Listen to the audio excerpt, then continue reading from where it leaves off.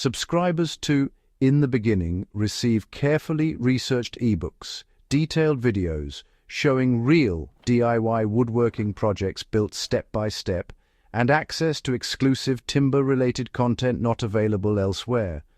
This channel focuses on the subtle, often overlooked principles of wood behavior, historical craftsmanship, and material science that shape long-lasting construction. Many modern builders assume that structural integrity comes from strict adherence to codes, formulas, and uniform measurements. That assumption is only partially correct. Codes are designed for predictability, efficiency, and safety under typical conditions, but they ignore centuries of empirical knowledge passed down by old-world carpenters. One of the most overlooked aspects is beam sizing. Misunderstanding it doesn't just affect aesthetics or cost, it affects how a building handles load, resists movement, and endures over decades. The lessons these builders learned are rarely taught today, but they remain critical if timber is to perform as intended over time. Old-world builders sized beams based on wood behavior rather than rigid formulas. Timber is a living material and it behaves differently depending on species, cut, season, and environment. Historical carpenters recognized that beams don't fail merely from load. They fail from uneven stress, movement over time, and the cumulative effects of moisture. Beam sizing, therefore, wasn't just about span length or cross-sectional area. It was about anticipating these behaviors. The width, depth, and orientation of each beam was selected with a deep understanding of how the wood would shrink, bend, and settle. Modern building codes assume uniform properties for standardized species, but real wood is rarely uniform. Ignoring these differences compromises long-term performance. The rule of proportionality was more than a rough guide, it was practical science. Old builders followed ratios that adjusted depth and width relative to span length, load, and timber species. For example, a pine beam spanning 20 feet in a hall would be sized differently from an oak beam in the same span, not because of arbitrary preference, but because pine and oak respond differently to moisture, load, and creep. These ratios accounted for weight distribution, expected movement, and even seasonal expansion. Modern codes often substitute fixed calculations, which can lead to beams that are technically sufficient on paper, but insufficient in practice for long-term structural stability. Depth was often prioritized over width for long spans. Carpenters understood that increasing depth significantly improves a beam's bending strength.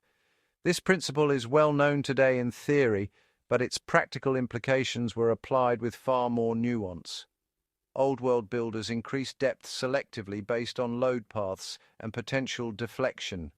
They would avoid simply increasing width indiscriminately, which adds weight and can introduce uneven stress across supports. Depth interacts with wood's fiber orientation, moisture content, and seasonal movement. Over decades, the right depth mitigates sagging, cracking, and joint failure without requiring reinforcement that disrupts natural timber behavior. Support spacing influenced sizing more than maximum load tables suggested. Historical builders considered the entire structural system, not isolated elements. Beam size was calculated in relation to post spacing, floorboards, roof trusses, and wall dynamics. Modern codes tend to treat beams in isolation, which simplifies calculation but ignores cumulative effects of differential movement. When timber shrinks or expands unevenly, unsupported spans react unpredictably, sometimes causing deflection or failure that could have been prevented with slightly larger beams or closer supports. Moisture content at installation was factored into sizing decisions. Old carpenters never assumed that wood would remain dimensionally stable immediately after felling or drying. Timber shrinks as it equilibrates with ambient humidity. Builders accounted for this by sizing beams to tolerate expected shrinkage without compromising structural integrity. A beam cut to code dimensions without considering moisture changes may appear correct initially, but can warp, cup, or twist over time. Historical sizing often included a buffer to accommodate these natural adjustments.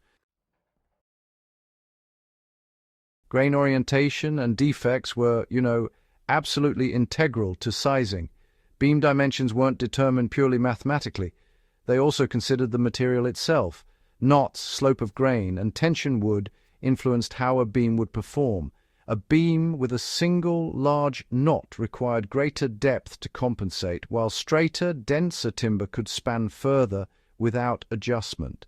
Modern codes largely ignore these nuances, treating all boards of a species as equivalent. The Old World approach recognized that timber is inconsistent, and sizing must adapt to each piece. Seasonal movement was, expected and accommodated in beam design.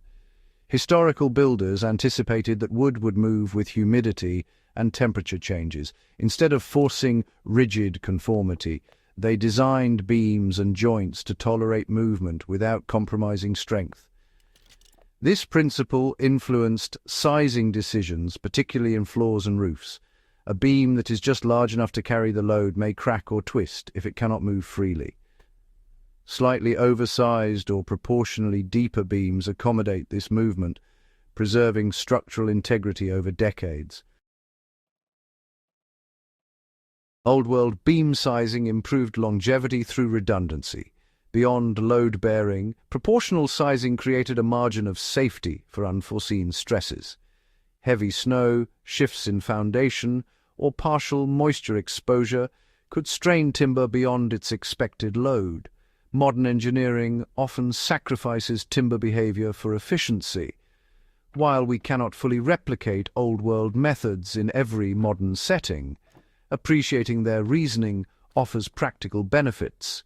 Recognizing that depth, species moisture, grain, and support spacing all interact allows builders to make informed choices rather than blindly following tables.